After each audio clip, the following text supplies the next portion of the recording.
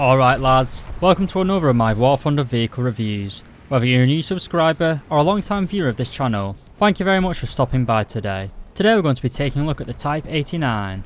This is a rank 6 battle rating 8.3 light tank located in the Japanese tech tree. To unlock this vehicle, you're going to have to grind out 220,000 research points before purchasing this tank for a cost of 580,000 silver lions.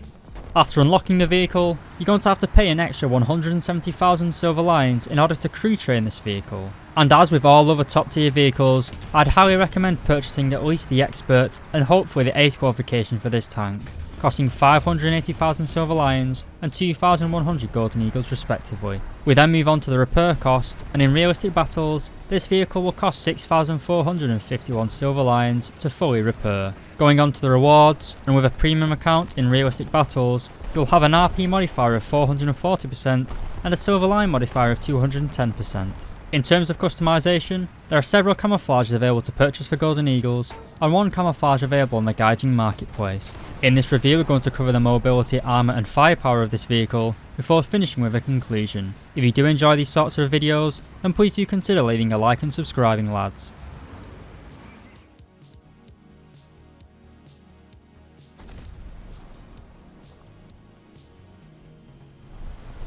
Alright, moving on to the engine and mobility, the Type 89 is powered by an engine producing 600 horsepower. Combined with the vehicle's weight of 26.5 tonnes, it gives this tank a power to weight ratio of 22.6 horsepower per tonne. For a battle rating 8.3 vehicle, this high power to weight ratio is very good. The acceleration feels snappy and high in torque. This allows you to get up to your top speeds pretty quickly.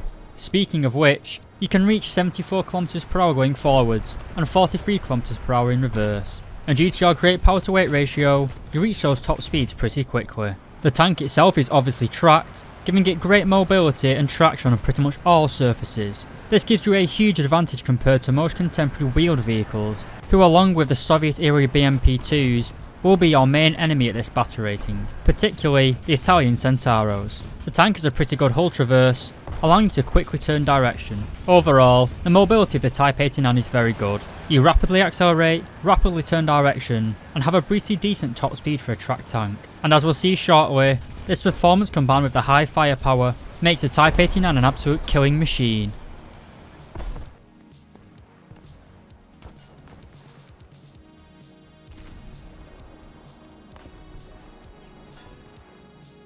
Alright, moving on to the armour and survivability, and the first thing to mention is that the Type 89 has a crew of 3 men, with 2 in the turret and a single driver in the hull of the vehicle. Like the Israeli Merkava, this tank features a frontally mounted engine, which will give you a little bit of additional protection. However, it will lead to a lot of engine repairs, as most incoming rounds are likely to knock out both your transmission and engine. As you can see, we do have large ammo racks stored throughout the vehicle, located here, here, here, and here in the turret bustle, as well as 2 additional missiles located here. But going on to the armour performance itself, and seeing as the Type 89 is a light tank, we'll be testing it against another light tank, the BMP-2. We're going to be using the 30mm cannon firing the APDS rounds at a range of 100 meters. As always, we'll start with the lower frontal plate, and we have around 40mm of protection. Remember, this is only against an autocannon. Against a tier for tier 105mm gun, this is mincemeat. If we go to the upper frontal plate, it is slightly better against low caliber projectiles. As you can see here, the slope angling of 76 degrees means that most rounds will actually bounce off this, at least those of low caliber. Again, top tier APFS downs will cleave right through this armour. We move up to the turret, and again, easily penetrable, just like the lower frontal plate, with around 70mm or around 3 inches of armour protection on both sides of the turret. If we turn the camera to the side of the vehicle, and as you'd expect, armour protection does drop, down to around an inch of steel. And if we move up to the turret, our armour protection is also equally as bad, at around 20mm of protection. It's also worth mentioning that the 2 missile tubes here are external ammo racks and can be detonated by incoming rounds.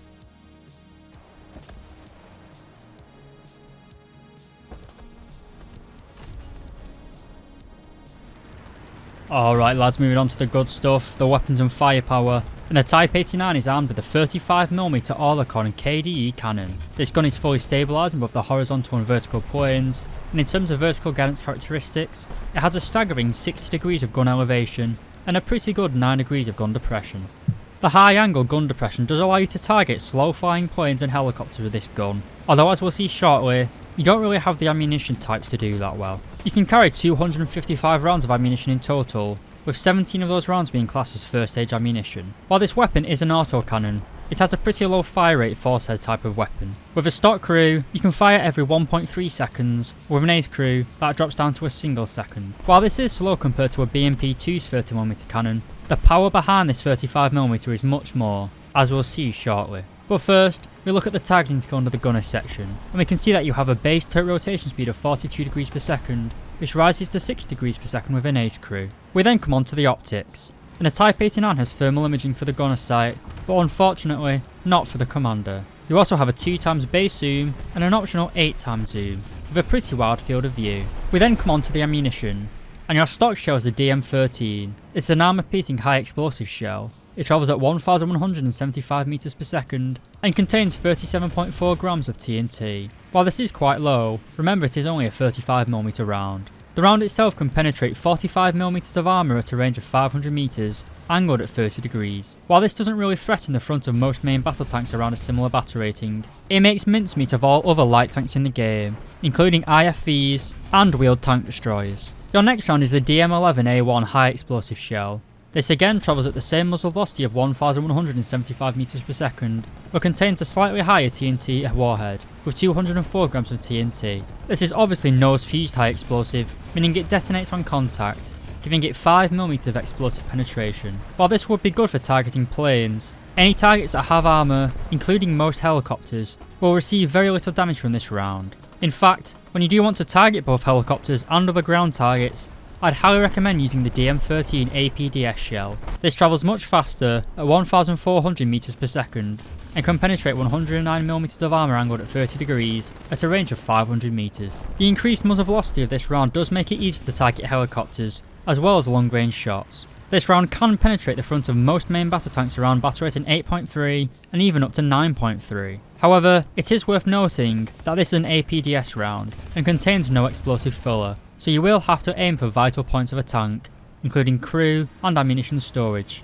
We then come on to the Type 89's signature weapon, its anti-tank guided missiles. These are the Type 79s. As I said, they are anti-tank guided missiles, which contain a high explosive anti-tank warhead. This means they use a shaped charge, and don't lose penetration over range. They can penetrate 700mm of flat armour, and even against armour angled at 30 degrees, you can still penetrate 606mm. They travel at 200 meters per second, which is rather slow for an anti-tank guided missile, but they have a TNT warhead of equivalent of 5.5 kilograms, giving them massive post-penetration damage. And the best part about these missiles is that you don't even have to stop to shoot them. You can fire these missiles whether you're travelling at 7 km per hour or 70 km per hour, making these missiles and this tank incredibly lethal. While it is rather hard to aim them when travelling at full speed, the ability to fire on the move is a unique and incredibly powerful tool to have. Apart from the autocannon and anti-tank guided missiles, you also have a coaxially mounted rifle caliber machine gun, as well as 8 smoke grenades. Overall, the firepower of the Type 89 is incredible, at least for the Japanese tech tree. While it doesn't have any fancy top-down attack missiles like the M3A3, or the sheer fire rate of the Dardo, the lethality of the Type 89 is well tested, and experienced War Thunder players will know just how much to respect to give this vehicle. Not only can its rapid-firing APDS rounds tear through the front of most lightly armoured main battle tanks, but it can even fire on the move. Combined with its great optics and thermal imaging, it makes the Type 89 into one of the best infantry fighting vehicles currently in War Thunder.